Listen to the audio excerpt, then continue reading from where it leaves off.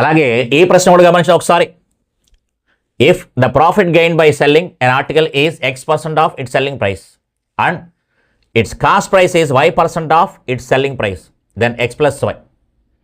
ఒక వస్తువును అమ్మడం ద్వారా వచ్చిన లాభము దాని అమ్మిన ధరలో లాభము అమ్మిన ధరలో x% అని చెప్పాడు. అమ్మిన ధరలో ఎవడిలో అంటాడో భిన్నవ రాసేటప్పుడు వాడు కింద హారంలో రాసుకోవడమని చెప్పాడు. ఎవడిలో అంటాడో, ఎవడికంటే అంటాడో, ఎవడికి అంటాడో వాడు ఎప్పుడు హారంలో ఉండాలి, ఎప్పుడు భిన్నవ రాసేటప్పుడు. అదే నిష్పత్తి రాసేటప్పుడు వాడు లాభానికి క్లియర్గా అమ్మిన దానికి సంబంధించి ఎవడితో అయితే పోలుస్తాడో వాడు 100 అంటాము. లాభం వచ్చి x% అని చెప్పాడు కాబట్టి x అవుతున్నాడు. ఇక్కడ 100లో x అని అర్థం, 100లో x కాబట్టి లాభం x అవుతుంది. అమ్మిన ఖరీదు ఎంత అంటే 100. అలాగే కొన్న ఖరీదు అమ్మిన వెలలో అని చెప్పాడు. కొన్న ఖరీదు అమ్మిన వెలలో, ఇక్కడ కూడా అమ్మిన వెలలో అని చెప్పాడు. అందుకని అమ్మిన వెల 100 అనుకుంటే కొన్న వెల ఎంత అవుతుంది, y అవుతుంది. కొన్న వెల ఎంత అంటే y. ఏదో భయపడదామా లెక్క ఇచ్చాడు కానీ లెక్క చూస్తే ఏమి లెక్క చూడండి ఒకసారి. క్లియర్గా కొన్న ఖరీదు వచ్చి y, లాభం వచ్చి x, అమ్మిన ఖరీదు ఎంత అంటే 100. ఇప్పుడు మనకి అమ్మిన ఖరీదు ఎలా వస్తుంది, మనం 5 రూపాయలు పెట్టుకుంటే 3 రూపాయలు లాభం వేసుకున్నాం అనుకోండి. 5 రూపాయలు పెట్టుకుంటే 3 రూపాయలు లాభం వేసుకుంటే అమ్మిన ఖరీదు ఎంత? 5 రూపాయలు పెట్టి కొన్నాము, 3 రూపాయల లాభం వేసుకున్నాం. అప్పుడు అమ్మిన ఖరీదు ఎంత అంటే కనుక 8 రూపాయలే కదా. కొన్న ఖరీదు ప్లస్ లాభం అని అర్థం. ఇక్కడ క్లియర్గా మనకి అమ్మిన ఖరీదు అంటే కనుక కొన్న ఖరీదు ప్లస్ లాభము ఈజ్ ఈక్వల్ టు అమ్మిన వెల. దాన్ని వాడు x plus Y is equal అని అడిగాడు 100. దాన్ని వాడు క్లియర్గా x plus Y is equal to ఎంత అడుగుతున్నాడు. ఇప్పుడు x plus Y is equal value ఎంత 100 అని చెప్పొచ్చు. దాన్ని ఏదో వాడు భయపడుతున్నట్టుగా ఇచ్చిన ప్రశ్న. ఓకే, అలాగే మరో ప్రశ్న కూడా గమనించి ఒకసారి. If a discount of 15% is allowed on the market price of an article, then a customer gets 15 more articles for 1700. Then the number of articles he gets when he discount is not allowed. Then the market price of each article is. ఒక వస్తువు ప్రకటన వేళ 15% తగ్గింపును అనుమతిస్తే ఒక వినియోగదారుడు 1700 రూపాయలకు తగ్గింపును అనుమతించుకుంటే వచ్చే వస్తువుల కంటే 15 వస్తువులు అదనంగా పొందుతాడు. అయితే ఒక్కొక్క వస్తువు యొక్క ప్రకటన వెల ఎంత? క్లియర్గా మనం శాతాలు టాపిక్లో కూడా డిస్కస్ చేసుకున్నాం. ఏం చెప్తున్నాడు అంటే కనుక 15 వస్తువులు అదనంగా వస్తున్నాయని చెప్పాడు. 15 వస్తువులు అదనంగా రావడానికి కారణం ఏంటి? 15 వస్తువులు అదనంగా రావడానికి కారణం ఏంటి? రేటు తగ్గడం వల్ల 15% రేటు తగ్గింది అని చెప్పాడు. అంటే 15% రేటు తగ్గడం వల్ల 15 వస్తువులు వస్తున్నాయి. నువ్వు మార్కెట్కి వెళితే 15% రేటు తగ్గడం వల్ల 15 వస్తువులు వస్తున్నాయి. 15 వస్తువులు వస్తున్నాయి. 15% రేటు తగ్గడం వల్ల 15 వస్తువులు వస్తున్నాయి. అంటే దీనికి సమానమైన డబ్బులకి ఇన్ని వస్తువులు వస్తున్నాయి. ఇక్కడ మార్కెట్కి వెళితే అసలు నీకు ఎన్ని వస్తువులు వచ్చాయి అంటే కనుక 100% ఎంత అని. మార్కెట్కి వెళ్ళినందుకు గాను నీకు వచ్చిన వస్తువులు ఎన్ని, నువ్వు కొన్న వస్తువులు ఎన్ని అంటే కనుక 15%, 15 వస్తువులు అయితే 100% ఎంత అవుతాయి? 100 వస్తువులు అవుతాయి. 100 వస్తువులు అవుతున్నాయి. మరి 100 వస్తువులు వచ్చాయి, నువ్వు మార్కెట్కి ఎంత పట్టుకెళ్ళావు? 1700 పట్టుకెళ్ళావు. అందుకని ఒక్కొక్క వస్తువు ఖరీదు అంటే కనుక 1700/100 వస్తువులు వచ్చాయి కాబట్టి ఒక్కొక్క వస్తువు ఖరీదు ఎంత అంటే కనుక 17 రూపాయలు. ఒక్కొక్క వస్తువు ఖరీదు ఎంత అంటే 17 రూపాయలు. చాలా జాగ్రత్తగా ఉండాలి. ఆప్షన్లో 17 మన లక్కీ కొలది ఇవ్వలేదు. ఇన్ కేసు ఇస్తే చాలా జాగ్రత్తగా ఉండాలని చెప్తున్నా. ఎందుకని అంటే కనుక ఆ వస్తువు యొక్క ప్రకటన వెల అంటే అసలు ఖరీదు అడిగాడు. ఇది కొత్త ఖరీదు, ఇది అంటే రేటు తగ్గిన తర్వాత ఖరీదు. ఇది రేటు తగ్గిన తర్వాత ఖరీదు, ప్రకటన ఖరీదు, అసలు ఖరీదు అడుగుతున్నాడు. రేటు తగ్గిన తర్వాత ఖరీదు. ఇది రేటు తగ్గిన తర్వాత అంటే కనుక ఇది ఎంత రేట్ అవుతుంది? 15% రేటు తగ్గిన తర్వాత 15% రేటు తగ్గిన తర్వాత అంటే 85%. 85% అనమాట. అది 85% 17 అయితే అసలు ఖరీదు అనగానే 100% ఎంత అని. అసలు ఖరీదు అనగానే 100% ఎంత అని అర్థం. అంతే క్లియర్గా 85లో 5వ వంతు 17. సేమ్ కదా, 100లో 5వ వంతు ఎంత అంటే 20. కాబట్టి సమాధానం ఎంత అంటే 20 అని చెప్పొచ్చు. ఆప్షన్లో 17 ఉన్నా చాలా జాగ్రత్తగా ఉండాలి. మనకు వచ్చేది రేటు తగ్గిన తర్వాత ఖరీదు, కొత్త ఖరీదు. వాడు ప్రకటన ఖరీదు అంటే పాత ఖరీదు అడుగుతున్నాడు. 15% తగ్గిన తర్వాత ఖరీదు వచ్చింది. 15% తగ్గిన తర్వాత ఖరీదు అంటే 85% ఖరీదు వచ్చింది మనకి. అందుకే 85% 17 రూపాయలు అయితే 100% ఎంత అని. Just comparison. పెద్దగా నేను చేసింది ఏమీ లేదు, చిన్న పాయింట్. ఏంటా పాయింట్ అంటే కనుక 15 వస్తువులు అదనంగా ఎందుకు వచ్చాయి? 15% రేటు తగ్గడం వల్ల. అందుకని 15% రేటు తగ్గితే 15 వస్తువులు వచ్చాయి కాబట్టి నువ్వు మార్కెట్కి వెళితే పూర్తిగా ఎన్ని వస్తాయి అంటే 100% ఎంత? 100 వస్తువులు వస్తాయి. నీవు మార్కెట్లో సంచిలో ఉన్న వస్తువులు 100 వస్తువులు ఉన్నాయి. నువ్వు మార్కెట్కి మరి ఎన్ని డబ్బులు పట్టుకెళ్ళావు? 1700 పట్టుకెళ్ళావు. 1700కి 100 వస్తువులు వచ్చాయంటే ఒక వస్తువు ఖరీదు ఎంత? 17 రూపాయలే కదా. కాబట్టి రేటు తగ్గిన తర్వాత అంటే కొత్త ఖరీదు 17 రూపాయలు. కొత్త ఖరీదు అంటే 15% తగ్గిన తర్వాత ఖరీదు. 15% తగ్గిన తర్వాత అంటే 85% ఖరీదు. అందుకని 85% ఖరీదు 17 రూపాయలు అయితే 100% ఎంత? 85లో 5వ వంతు 17, 100లో 5వ వంతు ఎంత అంటే 20. కాబట్టి సమాధానం ఎంత అంటే 20 అని చెప్పొచ్చు. ఓకే, అలాగే మరో ప్రశ్న కూడా గమనించిన ఒకసారి.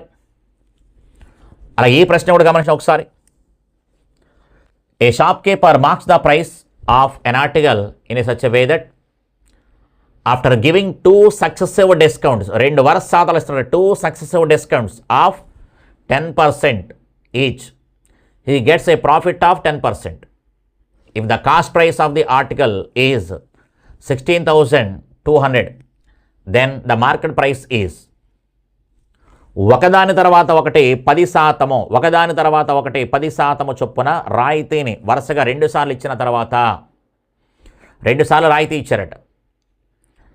10% లాభం వచ్చేటట్లు ఒక దుకాణదారుడు ఒక వస్తువుపై ధరను ప్రకటించాడు. ఆ వస్తువు యొక్క కొన్న వెల 16,200 అయితే అప్పుడు ప్రకటన వెల ఎంత? అసలు డిస్కౌంట్లు దేని మీద ఇస్తారు? ప్రకటన వెల మీద ఇస్తారు.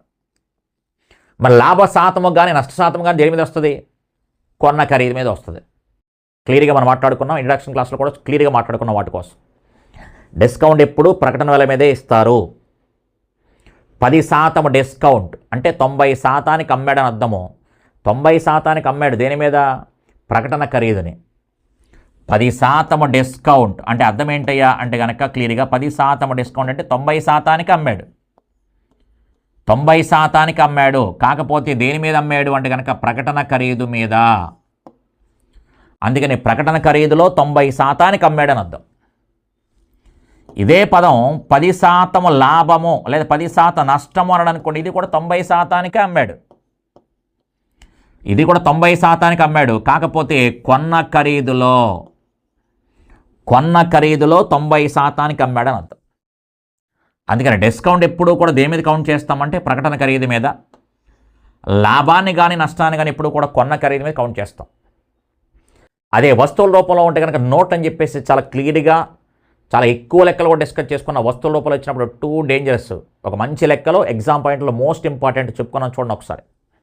ఓకే, కాబట్టి జాగ్రత్త గమనించినట్టయితే కనుక ఇక డిస్కౌంట్లు ఇచ్చాడని చెప్పాడు. 10% వరుసగా 2 డిస్కౌంట్లు ఇచ్చాడు. 10% చొప్పున 2 సార్లు డిస్కౌంట్ ఇచ్చాడు.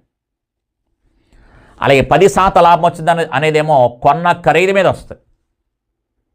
కాబట్టి ఇక్కడ మనకి అమ్మిన ఖరీదులే. ఇక్కడ 10% డిస్కౌంట్ చొప్పున వరుసగా 2 సార్లు ఇచ్చాడు.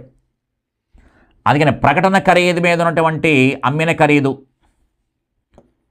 ప్రకటన ఖరీదు మీద ఉన్నటువంటి అమ్మిన వెల, అలాగే కొన్న ఖరీదుకి సంబంధించినటువంటి అమ్మిన వెల 2 సమానమే. 2 ఒకదానికి సంబంధించినవే. రెండు ఒకదానికి సంబంధించినవి, రెండు అమ్మిన వెలలే. డిస్కౌంట్ ఏమో ప్రకటన వెల మీద కౌంట్ చేస్తాం, అప్పుడు అమ్మాడని చెప్తాం, అప్పుడు అమ్మాడు అని చెప్తాం. ఇక్కడేమో లాభము లేదా నష్టం అని చెప్తాం, అప్పుడు అమ్మాడని చెప్తాం. అందుకు రెండు ఒకే దానికి సంబంధించినవి, రెండు అమ్మిన వెలలో సమానం, రెండు అమ్మిన వెలలో సమానము. ప్రకటన ఖరీదు మీద అమ్మిన వెల, కొన్న ఖరీదు మీద అమ్మిన వెల రెండూ సమానం ఇక్కడ. అందుకని క్లియర్గా మనకి ప్రకటన ఖరీదు మీద రెండు డిస్కౌంట్ ఇచ్చాడు. క్లియర్గా వాడే వరుస డిస్కౌంట్లను కూడా చెప్పాడు, రెండు డిస్కౌంట్లు ఇచ్చాడు. అప్పుడు ఎంతకైతే అమ్మామో కొన్న ఖరీదు మీద 10% లాభానికి అమ్మామని చెప్తున్నాం. కొన్న ఖరీదు మీద 10% లాభానికి అమ్మామంటున్నాము. అక్కడ కూడా ఆ రెండు అమ్మిన వెలలు సమానం. ఇది అమ్మిన వెలే, కొన్న ఖరీదు మీద 10% లాభానికి అమ్మాము, ప్రకటన ఖరీదు మీద 2 సార్లు డిస్కౌంట్లు ఇచ్చాం. ఆ రెండు అమ్మిన వెలలో సమానము కాబట్టి ఇక్కడ ప్రకటన ఖరీదు ఎంతో తెలియదు, ఇక్కడ ప్రకటన ఖరీదు ఇంటూ ఇక్కడ 10% డిస్కౌంట్ అనగానే 90/100. అలా 2 సార్లు డిస్కౌంట్ ఇచ్చాడు కాబట్టి మళ్ళీ 90/100 ఇస్ ఈక్వల్ టు కొన్న ఖరీదు ఎంత ఇచ్చాడు వాడు 16,200. లాభ శాతం వచ్చి మనకి క్లియర్గా లాభ శాతం వచ్చి 10%, లాభ శాతం వచ్చి 10% కాబట్టి 110/100. లాభ శాతం వచ్చి 10% కాబట్టి 110/100 అని చెప్పొచ్చు. అంతే, సాల్వ్ చేస్తే సమాధానం క్లియర్గా. ఇది కూడా మనకి ఒక రకంగా వరుస శాతాలు, ఇక్కడ అంతా వరుస శాతాలు కదా. క్లియర్గా వాడే వరుసగా సక్సెసివ్ డిస్కౌంట్ అని చెప్పాడు, వరుసగా 2 సార్లు రాయితీ ఇచ్చాయని చెప్పాడు. అందుకని వరుస శాతాలు వేసుకుంటాం. అక్కడ ఒకటే ఇచ్చాడు కూడా ఒకటే రాసుకుంటాం. అది ఇది అమ్మిన వెలే, అది అమ్మిన వెలే కాబట్టి రెండు సమానం చేస్తాం. ఇక్కడ క్లియర్గా చూడండి ఒకసారి. ఈ 100 క్యాన్సిల్, ఈ 2 zeros 100 క్యాన్సిల్. అలాగే ఇంకా ఏం పోవడానికి అవకాశం ఉంది అంటే కనుక మనకి 981 దీంట్లో 2 సార్లు పోతుంది, అంటే 200 సార్లు పోతుంది. కాబట్టి ప్రకటన ఖరీదు ఎంత అంటే 11 రెళ్ళు 22 కాబట్టి పక్కన 3 zeros, అంటే సమాధానం ఎంత అంటే 22,000 అని చెప్పొచ్చు. సమాధానం ఎంత అంటే కనుక క్లియర్గా 22,000 అని చెప్పుకోవచ్చు అనమాట. ఓకే, అలాగే మరో ప్రశ్న కూడా గమనించిన ఒకసారి. A book seller gives a discount of 20%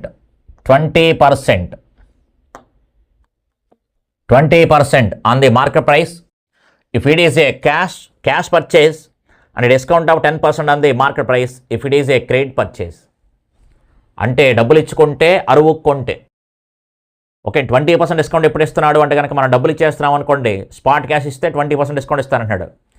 నువ్వు అరువు పెట్టావనుకో 10% డిస్కౌంట్ ఇస్తానంటున్నాడు. If a person bought 70% of the books by cash, 30% of credit, then the net discount got by him is. ఒక పుస్తక విక్రేత రొక్కం వెంటనే చెల్లిస్తే, వెంటనే డబ్బులు కనుక చెల్లిస్తే 20% డిస్కౌంట్ ఇస్తానంటున్నాడు. అరువు కనుక నువ్వు పెడితే కనుక 10% మాత్రమే డిస్కౌంట్ ఇస్తానంటున్నాడు. అయితే డబ్బులకేమో 70% పుస్తకాలు తీసుకున్నావు, అరువుకేమో 30% పుస్తకాలు తీసుకున్నావు. 2 పదాలు కనిపిస్తున్నాయి చూడండి ఒకసారి. 2 పదాలు కనిపిస్తూ వాటికి సంబంధించిన శాతాలే ఉన్నాయి చూడండి ఒకసారి.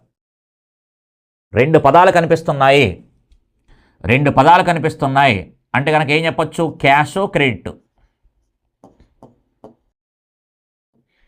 క్యాష్ క్రెడిట్ అని 2 పదాలు కనిపిస్తున్నాయి, వాటికి సంబంధించిన శాతాలే ఉన్నాయి. ఎవడి నెంబర్ తోటి వాడి శాతాలను గుణించండి అని కనుక క్లియర్గా ఏ పదం వాడేమో ఏడీవీడి అని చెప్పాం. ఇది కాన్సెప్ట్, ఏడీవీడి. ఎవడి నెంబర్ తోటి వాడి శాతాన్ని గుణించేయండి. ఏ పదాలు అయితే వాడతాడో వాళ్ళకి సంబంధించిన శాతాలు ఇస్తాడు. బాలురు బాలికలు ఉన్నారు అంటాడు. ఆ బాలురికి సంబంధించిన పర్సంటేజు, బాలికలకి సంబంధించిన పర్సంటేజు, అది పాస్కి సంబంధించిందో ఫెయిల్కి సంబంధించిందో స్కాలర్షిప్ల పర్సంటేజ్ ఏదో ఒకటి వేరే విషయం. అలాగే ఏబీల పెట్టుబడుల నిష్పత్తి అంటాడు. ఆ ఏబీలు ఎంత కాలం పాటు ఉన్నారో చెప్తాడు, అంటే ఎవడెవడ ఎంత కాలం ఉన్నాడు అని చెప్పి అంటాడు. అలా ఎవడి నెంబర్ తోటి వాడి శాతాన్ని గుణించండి అని చెప్తాం. ఓకే, అలా ఏ అనేవాడి యొక్క ఆదాయము ఖర్చులు ఇస్తాడు. మళ్ళీ ఆదాయంలో పెరిగిన నిష్పత్తి, ఖర్చులో పెరిగిన నిష్పత్తి ఇస్తూ ఉంటాడు. ఇలా ఏదైతే పదం వాడతాడో దానికి సంబంధించిన శాతము, ఏదైతే ఇంకో పదం వాడతాడో దానికి సంబంధించిన శాతము. అంటే ఏడి వీడి ఎవడి నెంబర్తోటి వాడి శాతాన్ని, వాడి కాలాన్ని, వాడి నెంబర్ని గుణించండి అని చెప్పాం. ఓకే, ఇక్కడ క్లియర్గా మనకి క్యాష్ క్రెడిట్కి సంబంధించి క్యాష్ పెడితే కనుక మనకేం చెప్పాడు, అందులో క్యాష్కి సంబంధించి 70% పుస్తకాలు తీసుకున్నాడు, క్రెడిట్కి సంబంధించి 30% పుస్తకాలు తీసుకున్నాడు. అంటే క్లియర్గా పర్సంటేజ్ తీసేస్తే కనుక 7:3 అనద్దు. అంటే క్యాష్కి 7 పుస్తకాలు, పుస్తకాల సంఖ్య ఎలాగైనా మారచ్చు, ఇబ్బంది ఏమీ లేదు. 70% పుస్తకాలు, నువ్వు 7 పుస్తకాలు తీసుకో, 70 పుస్తకాలు తీసుకో, లేదా 700 పుస్తకాలు తీసుకో, నీ ఇష్టం, ఇబ్బంది ఏమీ లేదు. ఓకే, కాబట్టి క్యాష్కి ఏమో 7 పుస్తకాలు తీసుకున్నాడు, అరువుకేమో 3 పుస్తకాలు తీసుకున్నాడు అని అర్థం. ఈ క్యాష్కి సంబంధించిన దాంట్లో మనకి ఎంత డిస్కౌంట్ వస్తుందంటే కనుక 20% డిస్కౌంట్ వస్తుంది. క్రెడిట్కి సంబంధించి 10% డిస్కౌంట్ వస్తుంది. ఈ పర్సంటేజ్లు ఎప్పుడు క్యాన్సిల్ చేయకూడదు, ఇక్కడ క్యాన్సిల్ చేయకూడదు. ఇక్కడ జనానికి సంబంధించి కావచ్చు, జనాన్ని ఎంతమందిని తీసుకోవచ్చు. అలాగే ఆదాయము ఖర్చుకి సంబంధించి వాడు ఒక పర్సంటేజ్ చెప్తాడు కాబట్టి అది నీ ఇష్టం వచ్చింది నెంబర్ తీసుకోవచ్చు, ఇబ్బంది ఏమీ లేదు. ఇప్పుడు 5:3 అంటాడు, నువ్వు 50 రూపాయలు 30 రూపాయలు అనుకోవచ్చు, లేదా 500 300 అనుకోవచ్చు, లేదా 5000 3000 అనుకోవచ్చు, నీ ఇష్టం డబ్బులు. కానీ పర్సంటేజ్ ఫలానాది పెరిగింది అన్నప్పుడు నువ్వు తీసుకున్న దాని మీద పెరుగుతుంది అంతే. అందుకని నువ్వు అది ఎంత అయినా తీసుకోవచ్చు, ఇది మాత్రం ఇది ఫిక్స్డ్గా ఉంటుంది ఎప్పుడు కూడా. అందుకని క్లియర్గా మనకి ఏడి వీడి ఎవడి నెంబర్తో వాడి శాతాన్ని గుణించండి అని చెప్పాము. చాలా లెక్కలు చేస్తాం మనం, శాతాలకి సంబంధించి కావచ్చు, ఇప్పటికి లాభ నష్టాలకి సంబంధించి కావచ్చు, ఇప్పటికి చాలా లెక్కలు చేస్తాం మనం. క్లియర్గా ఏడి వీడి ఎవడి నెంబర్తోటి వాడి శాతాన్ని గుణించండి. 7 20 ఎంత అంటే కనుక 140, 3 10 ఎంత అంటే 30%. ఇవి శాతాలే కాబట్టి. మొత్తం మీద అని చెప్పాడు కాబట్టి నికర రాయితీ అంటే ఓవరాల్గా అని చెప్పాడు కాబట్టి ప్లస్.